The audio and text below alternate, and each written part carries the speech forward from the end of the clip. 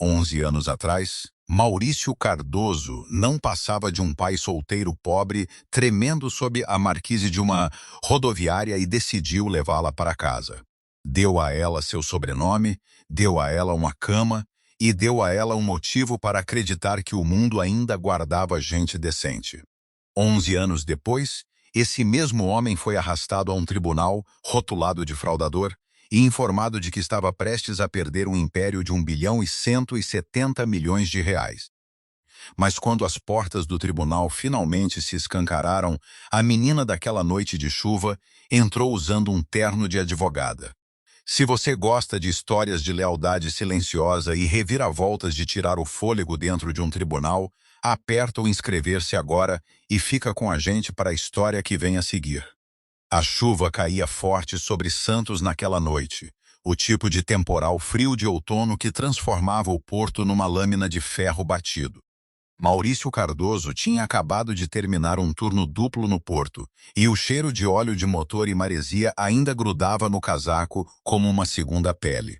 Tinha 22 anos na época, viúvo, com graxa permanentemente incrustada nas dobras dos nós dos dedos, e não queria nada além de comprar um pouco de comida e voltar para casa, para o filho Gabriel, que estava acordado bem além da hora de dormir. Maurício passou pela velha rodoviária, a gola virada contra o vento, a mente já na metade do caminho até o apartamentinho onde um menino corria até a porta assim que ouvia a chave. Foi aí que a viu. Uma menina, talvez de 7 anos, sentada encolhida sob a marquise rachada da rodoviária, os joelhos junto ao peito e uma mochila rasgada apertada contra o corpo, como se fosse a última coisa que possuía no mundo. O cabelo estava encharcado, os sapatos tinham furos nas biqueiras, e ela observava os estranhos que passavam com a quietude cautelosa de uma criança que já tinha aprendido que esperar por ajuda geralmente custava mais do que trazia. Ninguém tinha vindo buscá-la, ninguém parecia estar procurando.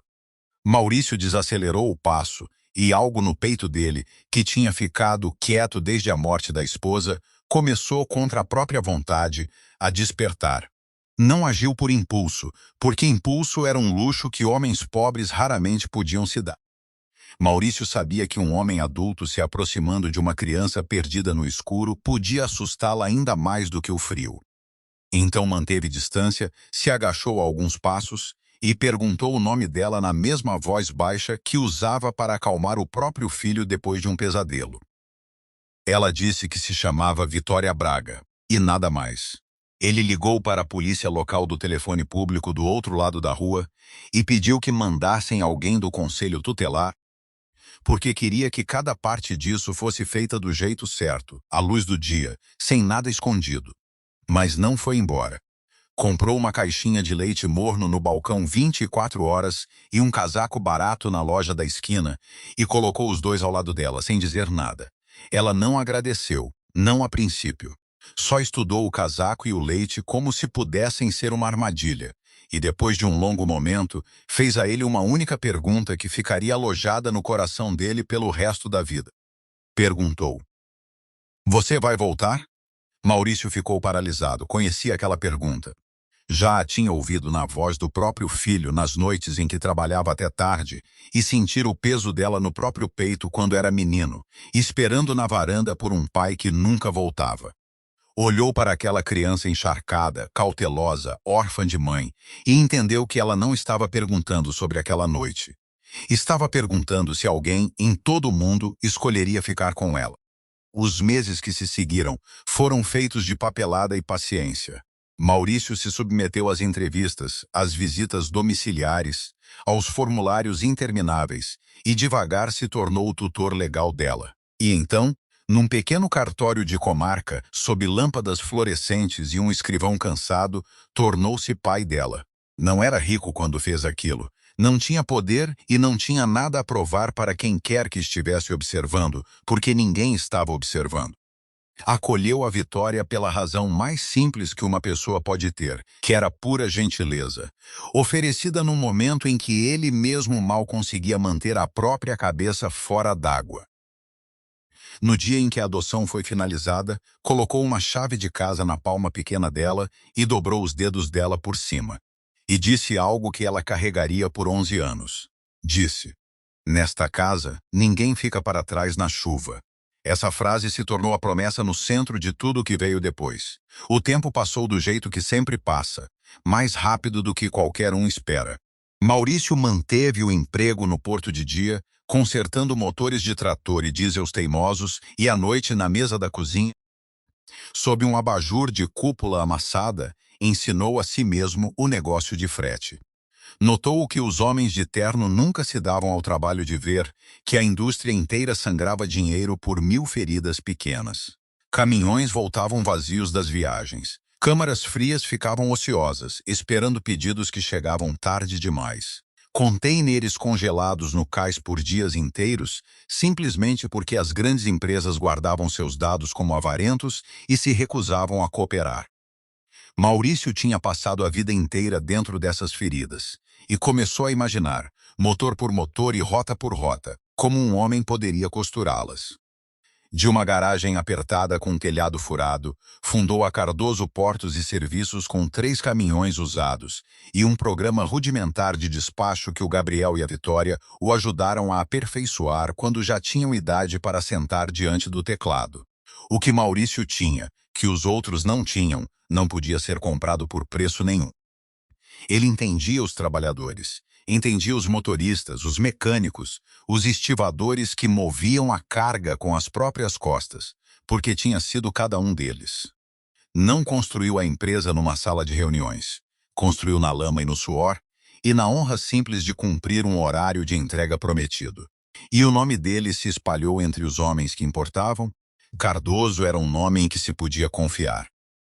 Vitória cresceu dentro daquele mundo e absorveu do pai adotivo uma paciência e um autorrespeito que nenhuma escola conseguiria ensinar. Nunca foi uma criatura frágil num canto. Ela aparecia na história daqueles anos como uma sucessão de pequenos cortes brilhantes. Uma adolescente parada na luz oleosa da garagem, lendo um livro surrado de direito contratual. Escutando enquanto Maurício explicava as letras miúdas de um contrato de frete, perguntando por que era que as pessoas pobres sempre pareciam perder no exato momento em que deixavam de entender a papelada. Maurício não tinha uma resposta fácil, mas deu a ela a mais verdadeira que possuía. Disse: "Nessa vida você pode não ter dinheiro, mas nunca assine algo que não tenha lido até a última palavra." Essa única frase plantou uma semente que um dia cresceria e se tornaria tudo. Vitória decidiu que estudaria direito. E quando as mensalidades venceram, Maurício vendeu o primeiríssimo caminhão que tinha comprado para cobri-las. Mesmo que a empresa precisasse muito daquele dinheiro naquela temporada, Gabriel, já mais velho e que já tinha começado a enxergar a menina como uma irmã de verdade, ficou ao lado do pai e disse que, se Tória quisesse ser advogada, a família inteira carregaria esse sonho junto. Ao longo de 11 anos, a Cardoso Portos e Serviços cresceu até virar a Cardoso Portos e Ferrovias, um império de logística avaliado em quase 1,170 bilhão de reais, com portos secos, armazéns de cadeia fria e uma ferrovia particular cruzando fronteiras estaduais. Mas quanto maior a empresa ficava, mais estranhos Maurício era forçado a sentar ao redor da sua mesa de diretoria. E foi ali, embora ele ainda não soubesse, que o perigo começou. Nos dias de hoje, Maurício Cardoso não era mais um mecânico falido com graxa sob as unhas. Era o fundador de um império dono de portos secos, armazéns refrigerados, uma ferrovia particular e contratos federais de transporte que moviam mercadorias por todo o litoral do país. E ainda assim, continuava usando o mesmo casaco de lona surrado que usava nos cais. Continuava calçando botas de trabalho com biqueira de aço toda manhã e continuava almoçando sentado numa caixa de madeira virada, ao lado dos motoristas, em vez de qualquer sala de jantar com paredes de vidro. Para os homens que moviam a carga, aquela simplicidade fazia dele um rei digno de ser seguido. Para o conselho de administração, fazia dele uma relíquia. Baltazar Klein, o presidente do conselho, tinha decidido que um homem que almoçava com caminhoneiros não era mais adequado para pilotar uma corporação se aproximando de 1 bilhão em valor de mercado. Era uma criatura polida de comitês e almoços discretos, e tinha passado a enxergar os hábitos simples de Maurício como uma fraqueza a ser explorada, e não uma virtude a ser honrada. Klein formou uma aliança privada com Patrícia Vanderlan, executiva-chefe da Vanderlan Participações, uma mulher de sangue financeiro antigo, que vestia a própria ambição como quem veste perfume. Juntos, arquitetaram um plano para forçar Maurício a entregar suas ações de controle por uma fração do valor real e depois engolir o império inteiro que ele tinha construído a partir de 3 caminhões enferrujados. O esquema deles era paciente e preciso.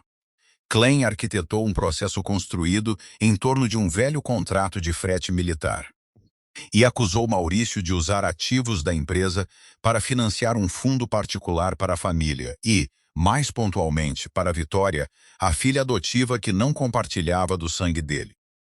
O objetivo era convencer um tribunal a congelar os direitos de voto de Maurício, arrancá-lo da cadeira de fundador e depois vender a empresa mutilada direto nos braços da Vanderlan Participações. Era elegante e era cruel, e foi desenhado para fazer o maior gesto de decência de Maurício parecer o mecanismo de uma fraude. O que pegou Maurício de surpresa foi que os documentos produzidos pelos inimigos dele traziam todos uma assinatura idêntica à sua. A conta fiduciária, criada em nome da Vitória, foi torcida e reformulada como prova de que ele estava, silenciosamente, drenando a empresa para enriquecer uma menina que tinha recolhido da rua.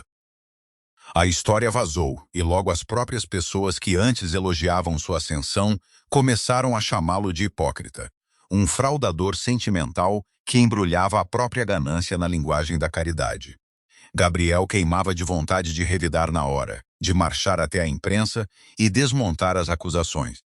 Mas Maurício o segurou com uma mão no ombro e a calma de um homem que já tinha sobrevivido a tempestades piores. Acreditava que a verdade tinha corrente própria e que, se ele se recusasse a entrar em pânico, ela encontraria seu caminho até a superfície a tempo. Ainda assim, o que o feria não era a ameaça à fortuna. Já tinha sido pobre antes e sabia que sobreviveria a ser pobre de novo. O que o cortava até o osso era o jeito como usavam o passado da Vitória. O jeito como erguiam o ato mais humano da vida dele e o chamavam de fraqueza, um erro sentimental que um homem sério jamais teria cometido. Falavam da menina apavorada sob a marquise como se ela fosse um passivo num balanço patrimonial, e sugeriam que o amor dele por ela tinha apodrecido seu julgamento.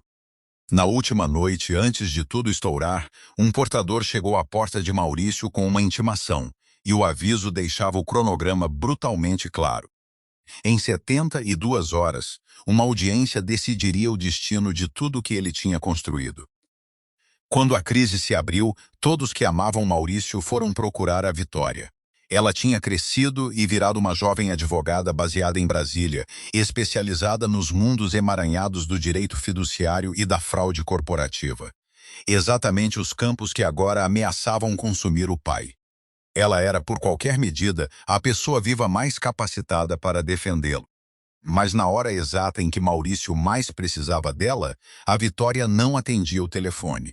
O escritório dela só dizia que estava fora. O apartamento estava escuro. As mensagens ficavam sem resposta, e o silêncio se esticava como uma respiração presa. Aquele silêncio gerou suspeita, e suspeita é uma coisa faminta. Teria a Vitória virado as costas ao homem que a criou, escolhendo a carreira em vez do pai cujo nome carregava? O dinheiro da Vanderlan teria chegado até ela primeiro e comprado sua lealdade, ou ela estaria escondendo um segredo próprio, uma verdade perigosa demais para dizer em voz alta. Balthazar Klein agarrou a ausência dela como um presente e alimentou a imprensa com uma tristeza suave e sabida. Disse a quem quisesse ouvir que até a própria filha adotiva de Maurício Cardoso não apareceria para defendê-lo, e que isso, com certeza, dizia ao mundo algo podre dentro da família Cardoso. Patrícia Vanderlan, numa entrevista concedida de um saguão de mármore, comentou que o império jamais poderia ser dirigido pela pena e que o sentimentalismo finalmente tinha alcançado um velho tolo. Maurício não culpou a Vitória. No silêncio do escritório, ergueu uma fotografia antiga da mesa. Uma foto desbotada de uma noite chuvosa numa rodoviária, e nela, uma menininha usava o casaco barato que ele tinha comprado, parada ao lado de um jovem Gabriel, sorrindo tão de leve que era preciso conhecê-la para perceber. Segurou a fotografia por um bom tempo. Depois disse a Júlia Holanda, a secretária jurídica leal que ficara ao lado dele por anos, que a Vitória não devia nada a ele. Não a tinha acolhido para que um dia ela pagasse a dívida. Tinha acolhido porque uma criança estava com frio, e nenhuma aritmética de gratidão jamais tinha entrado nessa conta. Essa recusa em tratar o amor como algo que se cobra fez Maurício maior naquela hora escura, não menor. O que ninguém em Santos sabia era que a Vitória não tinha sumido por medo ou traição. Estava a centenas de quilômetros de distância, se movendo pelas salas dos fundos escuras de um velho escritório de advocacia, caçando o original de um documento fiduciário que a Júlia Holanda um dia tinha sido incumbida de guardar em segurança. E no curso dessa busca, tinha descoberto algo que mudava toda a forma da acusação. O fundo em nome dela não era, de forma alguma, dinheiro que Maurício tinha desviado da empresa. Era um fundo protetor de fundadores, criado muito antes de a Cardoso Portos e Ferrovias sequer abrir capital, construído com o propósito expresso de blindar os princípios fundadores da empresa exatamente contra o tipo de predador que agora rondava. Tarde na segunda noite, num cofre de arquivos espesso de poeira e cheiro de papel velho, a Vitória encontrou o que tinha ido buscar. Era uma caixa-arquivo lacrada, as bordas puídas pelo tempo, e na frente, na letra cuidadosa do próprio Maurício, palavras que ela leu 3 vezes antes de confiar nelas. A caixa estava rotulada: para Vitória Braga Cardoso, abrir quando o tribunal finalmente perguntar de quem é a promessa. Ela se sentou no chão frio com a caixa no colo, e, pela primeira vez em 11 anos, a menina apavorada e a jovem advogada afiada voltaram a ser a mesma pessoa. A audiência se reuniu no Tribunal Comercial Federal numa manhã cinzenta, e o ar dentro da sala era formal, frio, pesado de pressão. Maurício sentava à mesa da defesa ao lado de um advogado temporário que tinha herdado um caso que não entendia por completo, enquanto do outro lado do corredor, Baltazar Klein comandava uma falange cara de advogados liderada pelo notório Elias Vasconcelos. Um homem que tinha construído a carreira estrangulando adversários com os próprios contratos que assinavam. A juíza Marta Elizondo presidia, uma jurista severa e famosamente inflexível, que já tinha expulsado de sua sala homens mais ricos que Klein, e pediu que ambos os lados deixassem claras suas posições. A questão diante dela era se Maurício Cardoso tinha abusado de ativos da empresa para construir um fundo particular, e se os direitos de voto dele deveriam ser suspensos enquanto o assunto se resolvia. Elias Vasconcelos abriu com a confiança de um homem segurando uma mão vencedora. Colocou as transferências bancárias na tela, depois os contratos fiduciários, depois a assinatura de Maurício ampliada até preencher a parede e, por fim, deliberadamente, os próprios papéis de adoção. Pintou um retrato para o tribunal. Um pai solteiro sentimental que tinha trazido uma menina sem teto para dentro de casa e depois, cego pelo afeto, silenciosamente canalizado os ativos da empresa para as mãos dela. Era uma performance magistral e venenosa, porque não atacava só as finanças de Maurício. Atacava sua dignidade e transformava a coisa mais bondosa que ele já tinha feito na arma apontada contra o próprio coração. Vasconcelos se virou para Maurício e perguntou diretamente, diante da galeria lotada, se ele tinha adotado uma menina chamada Vitória Braga. Maurício respondeu que sim. Vasconcelos perguntou se ele tinha estabelecido um fundo em nome dela. Maurício respondeu, de novo, que sim. Um murmúrio percorreu a sala como uma corrente elétrica, e, do lado de fora do tribunal, a história explodiu instantaneamente em todas as agências de notícia. O fundador tinha confessado ter movido ativos para a filha adotiva. Baltazar Klein se permitiu um pequeno sorriso satisfeito. Patrícia Vanderlan sentava na galeria dos fundos, com a quietude serena de uma mulher que já tinha lido a última página do livro. O advogado emprestado de Maurício se levantou para explicar que o fundo era inteiramente legal, que tinha sido criado com propósitos legítimos. Mas, sem os termos originais em mãos, as palavras dele soaram finas e defensivas, e a expressão da juíza não amoleceu. O impulso da sala tinha virado com força contra a defesa, e a maquinaria da lei começou, devagar e inexoravelmente, a se mover em direção a congelar o controle de Maurício sobre a própria empresa. A juíza Elizondo ergueu os olhos dos papéis e fez a pergunta que decidiria tudo. Perguntou se a defesa tinha mais testemunhas ou documentos para apresentar. O advogado de Maurício ficou em silêncio. As portas pesadas no fundo do tribunal continuaram fechadas. A vitória não tinha vindo. E então, no exato momento em que a juíza ergueu a caneta para assinar uma ordem preliminar, aquelas portas se escancararam. Uma jovem de terno escuro, escuro sob medida, entrou com uma velha pasta de couro debaixo do braço, e não se apressou, e não pareceu assustada, e não ofereceu nenhuma desculpa atrapalhada pela interrupção.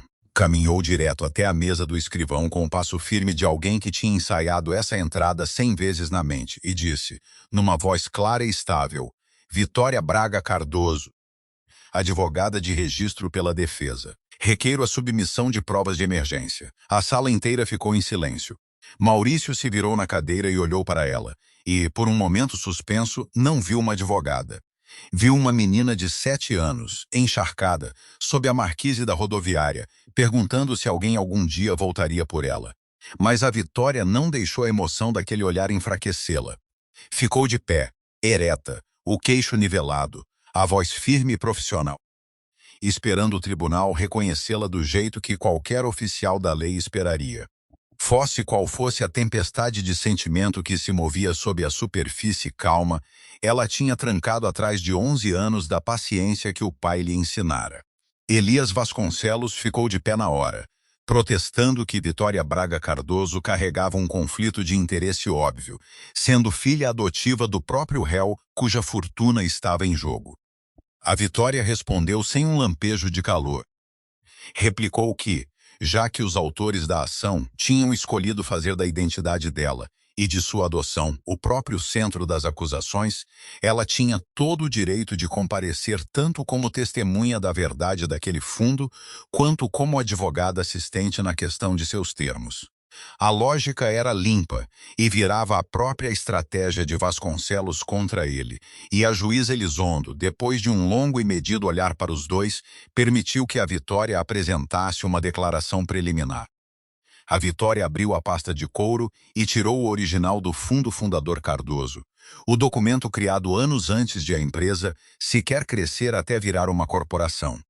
Colocou diante do tribunal e guiou a juíza pela linguagem simples do texto, e essa linguagem provou algo que ninguém do lado dos autores queria ver provado.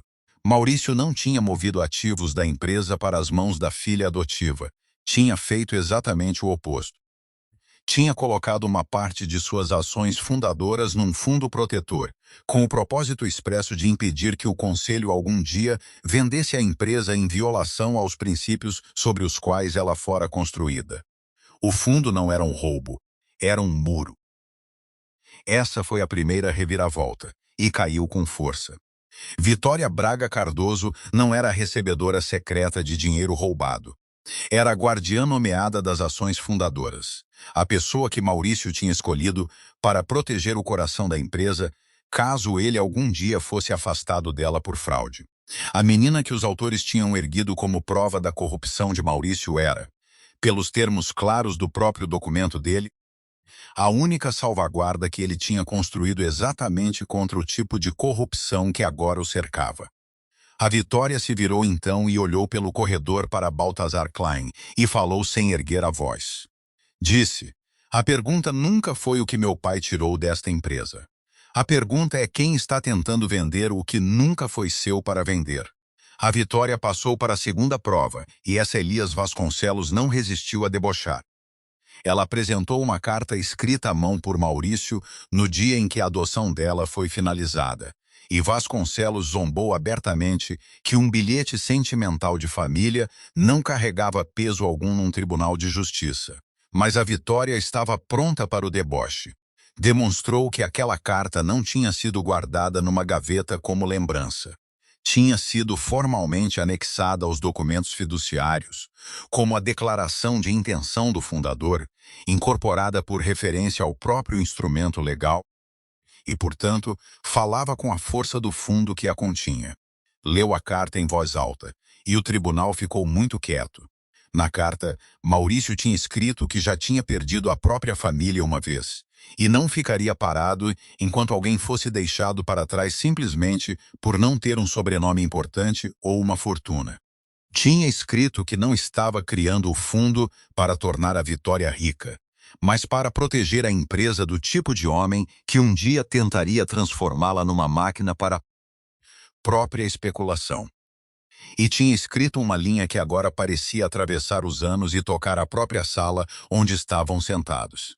Tinha escrito que, se o Conselho algum dia usasse o passado da Vitória como arma contra a família Cardoso, esse próprio ato seria a prova de que tinham traído o espírito fundador da empresa, e que as proteções do fundo deveriam se ativar no exato momento em que essa traição ocorresse. A sala ficou em silêncio de um jeito diferente agora. O silêncio de pessoas que assistiram uma armadilha se fechar de repente, mas ainda não conseguem dizer quem está preso dentro dela. A carta não era só comovente. Era estrutural. Ligava diretamente a uma cláusula específica, enterrada no fundo fundador, uma cláusula que declarava claramente que, se o Conselho buscasse vender ações de controle a um terceiro fabricando uma acusação falsa contra o fundador, então uma autoridade de voto reserva passaria ao guardião do fundo. E a guardiã do fundo, nomeada no documento anos atrás, era a Vitória. Elias Vasconcelos protestou furiosamente que a cláusula já tinha expirado havia muito tempo, que qualquer proteção que oferecesse um dia tinha caducado com o tempo. A Vitória respondeu apresentando os registros anuais de renovação, cada um submetido precisamente no prazo, todo ano, pela Júlia Holanda. A Júlia Holanda foi chamada ao banco das testemunhas e a velha secretária prestou juramento com a firmeza quieta de uma mulher que tinha esperado muito tempo para contar a verdade. Confirmou que Maurício sempre tinha mantido o fundo transparente, que tinha reportado tudo por completo e apresentado as renovações sem falha. E então confirmou a coisa que gelou toda a galeria. Baltazar Klein tinha escondido deliberadamente esses relatórios do resto do conselho, enterrando os próprios documentos que provariam que o fundo era legítimo, para que, quando seu processo fabricado chegasse, nenhum diretor se lembrasse de que Maurício tinha feito tudo às claras. Do outro lado do corredor, a compostura de Patrícia Vanderlan finalmente rachou nas bordas, porque ela entendeu, antes de qualquer outra pessoa na sala, que, se essa cláusula fosse reconhecida como válida, toda a aquisição dela desmoronaria em pó. Maurício observava a Vitória trabalhar, e o orgulho no peito era quase mais do que conseguia segurar, embora segurasse, porque isso também era algo que tinha ensinado a ela. Ela não tinha vindo apenas para defendê-lo. Tinha vindo carregando tudo o que ele já tinha tentado dar a ela. O hábito de ler um documento até a última palavra, a recusa em quebrar uma promessa, e a convicção simples e de ferro de que gente poderosa não tinha o direito de reescrever a verdade, só porque podia pagar advogados melhores do que os homens que atropelava. A criança que ele tinha abrigado de uma tempestade tinha crescido e virado a mulher que agora o abrigava de outra, e a simetria disso pesava, doce, na garganta dele. Então a Vitória parou de defender e começou a atacar. Não estava mais apenas protegendo o pai. Se propôs a provar que os autores tinham construído o processo inteiro como instrumento para roubar a empresa por completo. Apresentou uma cadeia de mensagens internas trocadas entre Baltazar Klein e Patrícia Vanderlan, e nelas os dois conspiradores falavam com a crueldade descuidada de gente que acreditava que ninguém jamais leria as palavras em voz alta. Klein tinha concordado em aplicar pressão jurídica para derrubar o preço da Cardoso Portos e Ferrovias antes que a Vanderlan Participações fizesse a oferta formal de compra. Se referiam a Maurício como o mecânico velho com fraqueza de família. E se referiam à própria Vitória como a carta emocional que pode virar acusação financeira. Aquelas palavras atingiram Maurício como um soco físico, mas também arrancaram a última máscara dos homens e mulheres alinhados contra ele. E a sala inteira, finalmente, viu a frieza sob os ternos sob medida. Elias Vasconcelos se debateu argumentando que as mensagens tinham sido alteradas, montadas fora de contexto para enganar o tribunal. A Vitória estava esperando exatamente por essa objeção. Apresentou os metadados, as assinaturas digitais e a certificação de um perito forense independente que tinha verificado cada linha, porque sabia desde o início que os adversários jamais cederiam 1 centímetro sem briga, e tinha construído o caso em camadas sobrepostas, impossíveis de separar. Depois desferiu o golpe sob o golpe. A Vitória apresentou registros de um pagamento roteado de uma empresa de fachada controlada pela Vanderlan Participações para uma conta de consultoria pertencente a Baltazar Klein. A transferência tinha sido rotulada, com uma arrogância quase risível, de honorário estratégico de consultoria. Mas a data daquele pagamento caía exatamente no mesmo dia em que Klein tinha protocolado o processo contra Maurício, e nenhum juiz e nenhum júri do mundo acreditaria que aquela coincidência de datas fosse mesmo coincidência. A juíza Elizondo se virou para Klein e exigiu, numa voz que tinha ficado plana e perigosa, que ele explicasse o pagamento. Pela primeira vez em todo o processo, Baltazar Klein vacilou e a confiança patrícia e suave escorreu do rosto dele, e ele não tinha resposta nenhuma que não o condenasse. A reviravolta maior veio quando a Vitória apresentou a ata de uma reunião privada, registros lacrados nos quais Klein tinha prometido a Vanderlan que, se os direitos de voto de Maurício pudessem ser congelados, o Conselho venderia 51% da Cardoso Portos e Ferrovias por um preço 40% abaixo do valor real. Esse único fato detonou na sala, porque revelava que o esquema não roubaria só Maurício. Ele destruiria cada acionista, trairia cada funcionário e entregaria milhares de famílias trabalhadoras a um comprador que pretendia desmontar a empresa em pedaços. A postura da juíza Elizondo mudou visivelmente a favor da defesa, e ela ordenou a paralisação imediata de qualquer e toda transação envolvendo a Vanderlan Participações, até que o corpo completo de evidências pudesse ser examinado. A Vitória se virou para a galeria e disse: "Chamaram meu pai de homem que explorava sentimento de família, mas são eles que planejavam vender milhares de famílias trabalhadoras ao silêncio, só para embolsar um lucro discreto." Patrícia Vanderlan não era mulher que aceitasse derrota com elegância, e se levantou agora para lutar com a única arma que lhe restava. Direcionou seu advogado a abrir uma linha de perguntas, mirando diretamente a identidade da Vitória, na esperança de abalar a credibilidade da jovem advogada e envenenar seu testemunho aos olhos do tribunal. Era uma crueldade calculada, uma tentativa de fazer da própria história da Vitória a coisa que a desacredita. E, por um momento, a temperatura da sala caiu enquanto todos se preparavam para o que vinha. Elias Vasconcelos conduziu a Vitória de volta pelas feridas da infância, uma a uma. Perguntou sobre as noites que ela tinha passado sem teto, sobre o fato de nunca ter conhecido os pais biológicos, sobre a mensalidade que Maurício tinha pago para ela cursar direito. O propósito era transparente. Queria pintá-la como uma mulher tão soterrada em gratidão que não podia, de forma nenhuma, ser objetiva. Uma devedora testemunhando para proteger o homem dono de sua lealdade. A pressão engrossou, sufocante, e cada olho na galeria se virou para a jovem advogada para ver se ela rachava. A Vitória não rachou.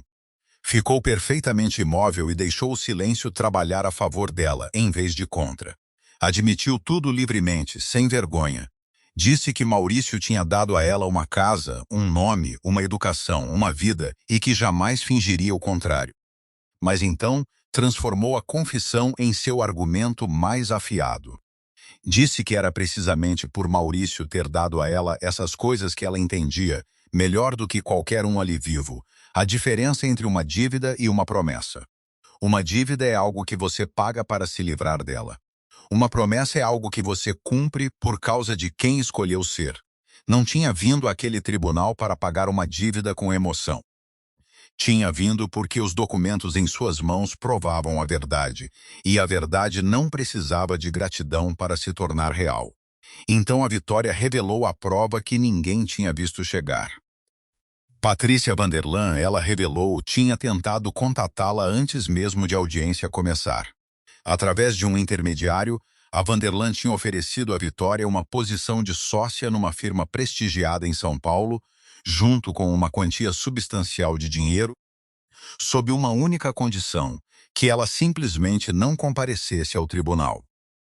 A Vitória tinha gravado a reunião inteira, legalmente, em total conformidade com a legislação de gravação do estado onde a conversa aconteceu, porque o instinto que o pai tinha plantado nela dizia para proteger a verdade antes mesmo de tentar usá-la. A gravação foi tocada em voz alta na sala, e a voz do intermediário ressoou com uma clareza que não deixava espaço para dúvida. A voz dizia: "A Vanderlan Participações não precisa que você traia seu pai. Só precisamos que fique em silêncio." Aquelas palavras fizeram mais dano do que qualquer documento, porque expunham a verdadeira forma do complô. Os conspiradores nunca precisaram da traição da Vitória. Só precisavam da ausência dela. O próprio silêncio era o instrumento com que pretendiam roubar a empresa. E agora esse silêncio tinha sido quebrado, aberto, para o tribunal inteiro ouvir. Maurício olhou para Vitória com uma expressão que carregava tanto orgulho feroz quanto a dor de um pai. Entendeu, finalmente, o que aqueles dias de sumiço realmente tinham custado a ela. O peso que ela tinha carregado sozinha, o inimigo atrás de quem ela tinha caminhado diretamente para reunir a prova final. Ela não o tinha abandonado. Tinha ficado quieta de propósito, escapando das defesas de gente poderosa que a esmagaria no instante em que a vissem chegar. E tinha feito isso sem dizer uma palavra ao próprio homem que estava protegendo. A juíza Elizondo ordenou que a gravação fosse anexada aos autos e emitiu um aviso severo aos autores sobre os sinais claros de interferência em testemunha, e a galeria sentiu o caso se inclinar por completo e definitivamente sobre o novo eixo. Com a prova aceita e o complô exposto, a Vitória se virou para a provisão mais importante do fundo fundador Cardoso. A cláusula que o próprio Maurício tinha redigido anos antes, mas rezara para nunca precisar usar. Leu a cláusula nos autos, devagar, para que ninguém pudesse mais tarde alegar não ter entendido.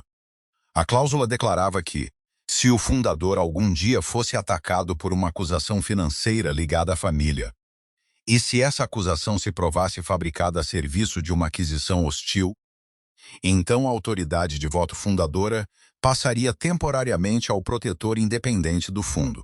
E aquela protetora, nomeada no documento anos antes, era Vitória Braga Cardoso, com efeito a partir do momento em que atingisse a maioridade e possuísse licença para exercer a advocacia. O significado disso varreu a sala como uma mudança de pressão no ar. No exato momento em que Baltazar Klein escolheu usar a Vitória como instrumento para destruir Maurício, ele tinha, sem saber, acionado o poder legal que agora residia na própria Vitória. A arma que tinham forjado do passado dela virou nas mãos deles e se tornou o escudo que salvou tudo. Essa foi a reviravolta mais profunda de toda a provação. Aquela que fez a galeria arfar em voz alta, porque a pessoa que os conspiradores tinham descartado como a fraqueza fatal de Maurício acabou sendo a única figura segurando a chave para a sobrevivência do império dele. A Vitória pediu ao tribunal que reconhecesse sua autoridade de voto temporária, que congelasse a aquisição da Vanderlan por completo, que suspendesse Baltazar Klein de qualquer função no conselho e que permitisse a Maurício continuar dirigindo a empresa que tinha fundado até a investigação chegar à conclusão. Elias Vasconcelos protestou com tudo que lhe restava, a voz subindo, os argumentos ficando cada vez mais desesperados, mas não havia mais chão firme sob os pés dele, e todos na sala conseguiam ouvir isso. A juíza Elizondo examinou os documentos com cuidado, comparou as assinaturas linha por linha, confirmou as datas em que as renovações do fundo tinham sido protocoladas, e então declarou que o tribunal tinha fundamentos mais do que suficientes para emitir uma ordem de emergência. A decisão preliminar caiu como um martelo encontrando o alvo. A autoridade de Maurício não seria congelada. A venda da empresa foi suspensa imediatamente. Baltazar Klein foi removido de qualquer decisão que tocasse a Cardoso Portos e Ferrovias, e Vitória Braga Cardoso foi formalmente reconhecida como protetora da autoridade de voto fundadora pela duração da investigação.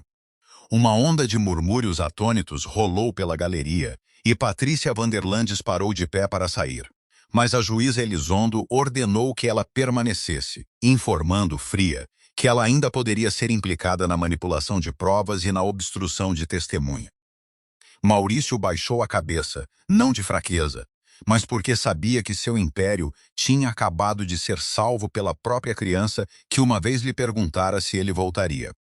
Depois que o tribunal esvaziou, Maurício e a Vitória se encontraram no corredor de mármore lá fora, e não houve uma enxurrada de lágrimas teatrais entre eles, porque os dois já tinham sobrevivido a coisas demais para transformar aquele momento numa performance.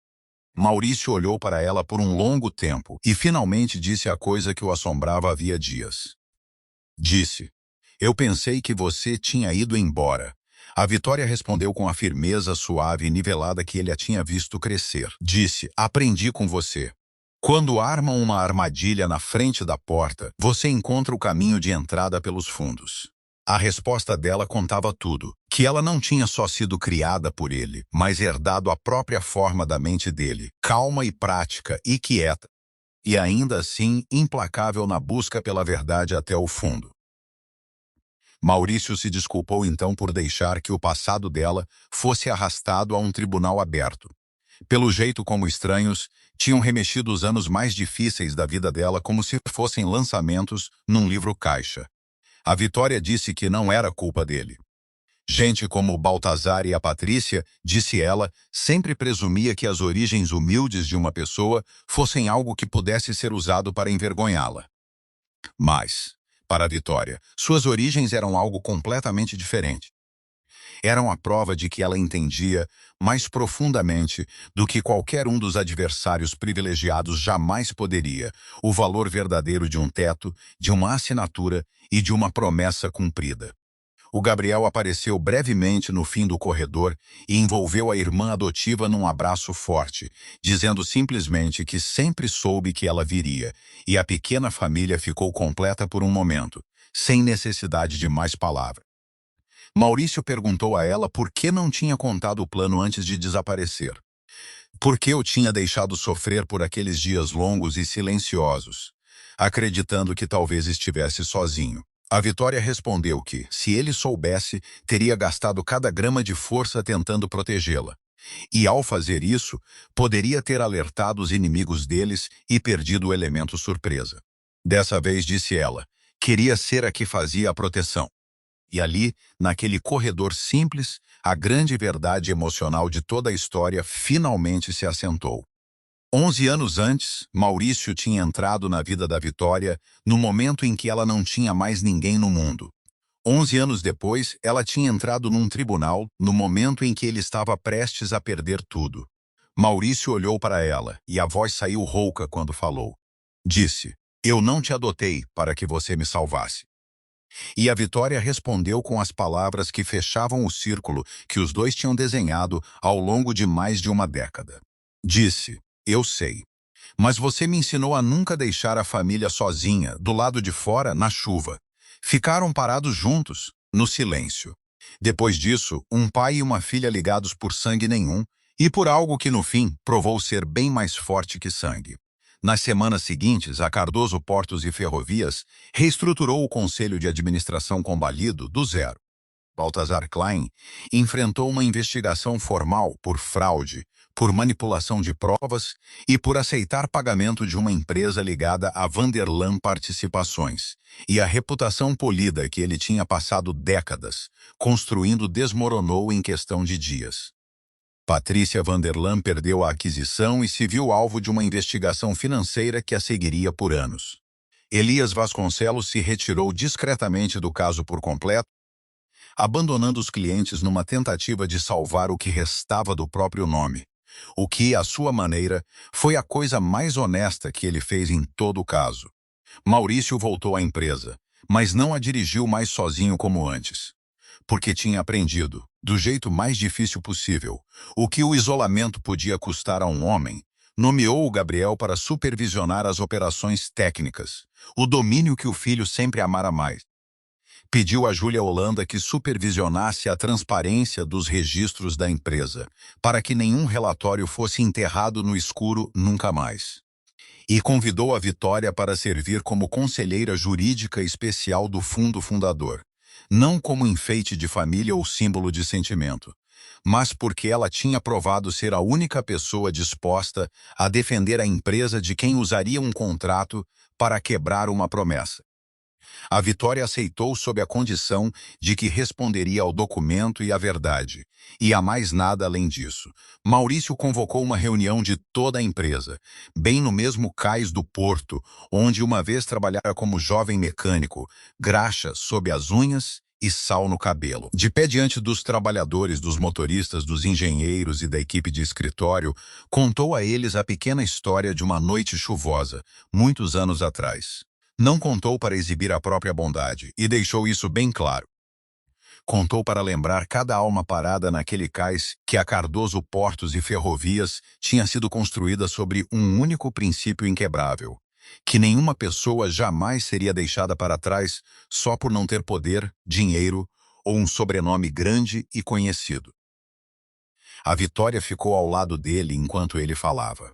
Não mais a criança sem teto do passado, mas a mulher que tinha empunhado a própria lei para proteger a família e as milhares de famílias que dependiam da empresa para o pão de cada dia. A cena final se desenrolou numa manhã comum no cais, com a água brilhante e as gaivotas rodopiando no alto.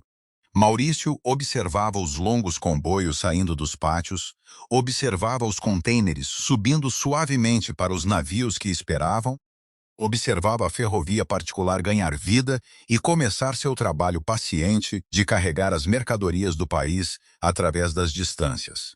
A Vitória veio se postar ao lado dele e pressionou algo pequeno e frio na palma da mão dele.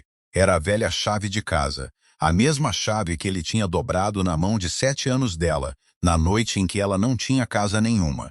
Ela a tinha guardado por 11 anos. Olhou para ele e havia o fantasma de um sorriso nos olhos dela. Disse, você me deu uma chave quando eu não tinha casa.